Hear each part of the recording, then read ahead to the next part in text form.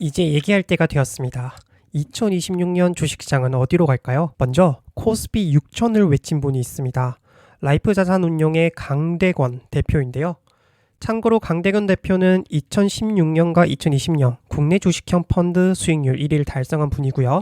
작년에는 대한민국 펀드 대상에서 올해의 펀드 매니저 상을 받은 전문가입니다. 실력을 인정받은 강대권 대표는 내년 주식시장을 어떻게 전망했을까요? 먼저 그가 꼽은 키워드는 캐치업입니다. 그는 한국에는 반도체 같은 첨단 산업이 있는데 이런 산업이 없는 유럽보다 밸류에이션이 훨씬 낮다고 지적합니다. 이어 유럽이나 일본 증시의 밸류만 따라잡아도 6천은 충분히 도전할 수 있다고 주장했습니다. 그리고 그는 따라잡기 위한 정부 정책이 뒷받침되고 있다고 언급했는데요.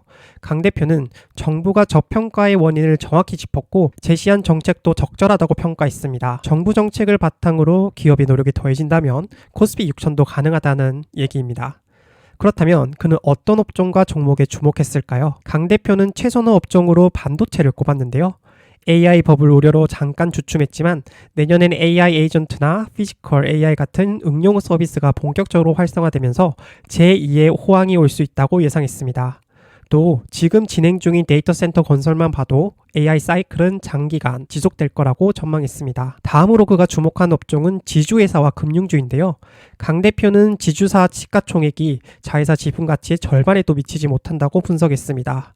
금융업종에 대해서는 모험 자본 확대와 고금리 장기화에 따른 긍정적 효과도 함께 고려해야 한다고 강조했습니다. 단 주의해야 할 업종으로는 조선과 방위산업을 꼽았는데요. 미래 성장에 대한 기대가 이미 주가에 상당 부분 반영되어 있다고 설명했습니다. 이에 더 오를 여력이 제한적일 수 있다 이렇게 주장했어요. 주의해야 할 점도 있습니다. 강 대표가 꼽은 2026년 최대 리스크는 높은 시장 금리인데요.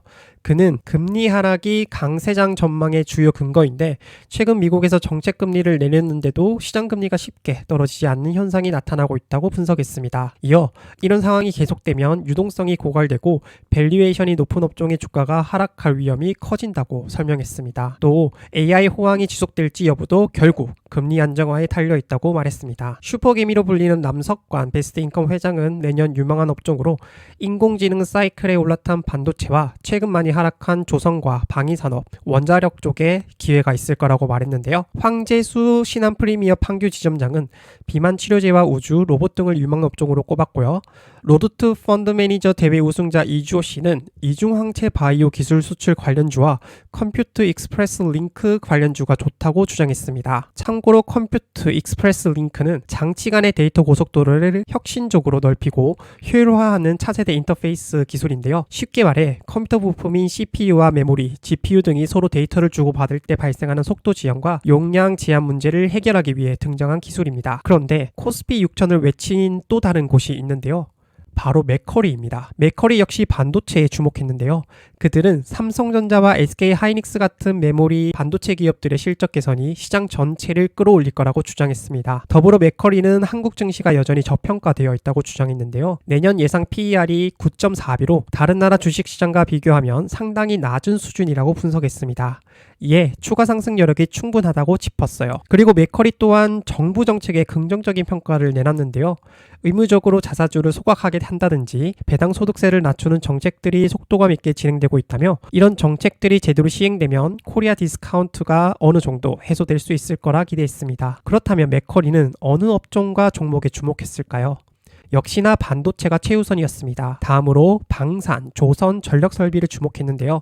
이미 많이 올랐다고 생각할 수 있으나 맥커리는 여전히 강세가 이어질 것으로 전망했습니다. 그 이유로는 첫째, 산업 사이클이 길고 둘째, 해외 경쟁자가 별로 없으며 셋째, 중국과의 지정학적 분리가 계속되면서 공급망 재편의 수혜를 받을 것이라고 분석했습니다. 또 바이오나 헬스케어, K뷰티 같은 섹터도 관심을 가질 만하다고 언급했어요. 이제 시야를 넓혀 세계로 나가보겠습니다.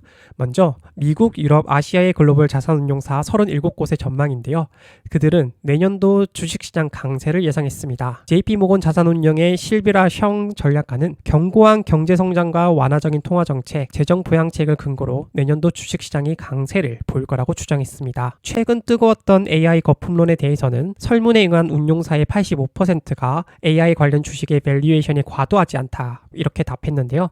노던 트러스트 자산운용의 안위티 바우군 누구나 공동 CIO는 기술 기업들이 예상을 뛰어넘는 실적을 달성하고 있어 거품이라고 할 수 없다고 주장했습니다.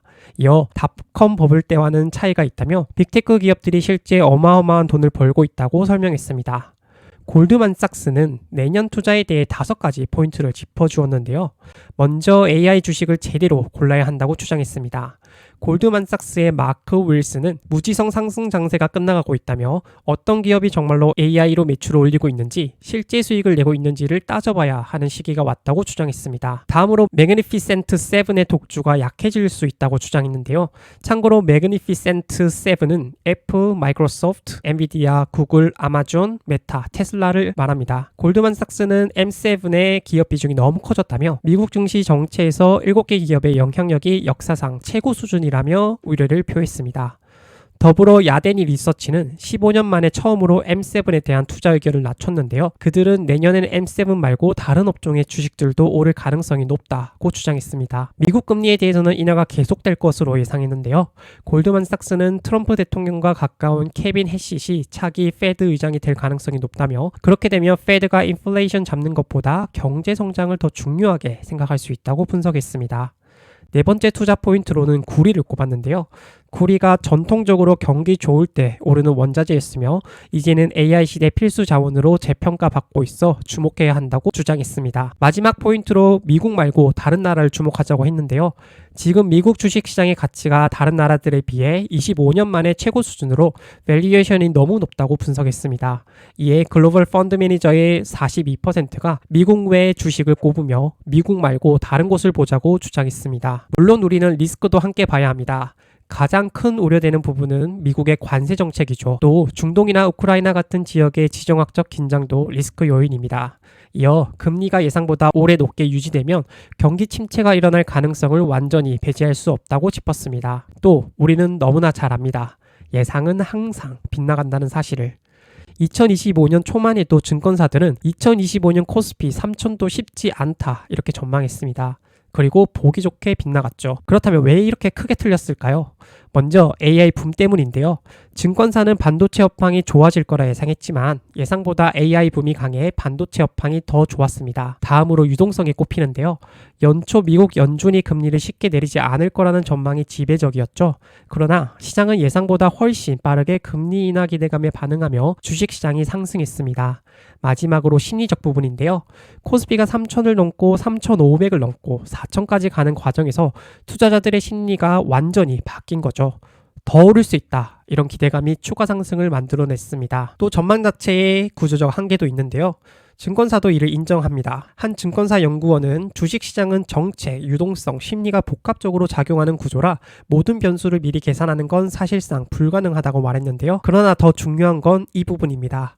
당연하게도 예측은 과거 데이터와 기업 실적 전망을 바탕으로 계산되는데요. 실제 주식시장은 매번 과거와 다른 이슈와 예상지 못한 정책 변화, 투자자들의 감정이 복합적으로 작용하기 때문에 과거 데이터를 바탕으로 한 전망은 한계가 있습니다. 그럼에도 불구하고 전망치는 없는 것보다 있는 게 낫습니다. 전망치와 분석 자료가 있어 기준을 잡아야 변화를 빠르게 대응할 수 있기 때문이죠. 여러분은 내년 주식시장을 어떻게 보시나요?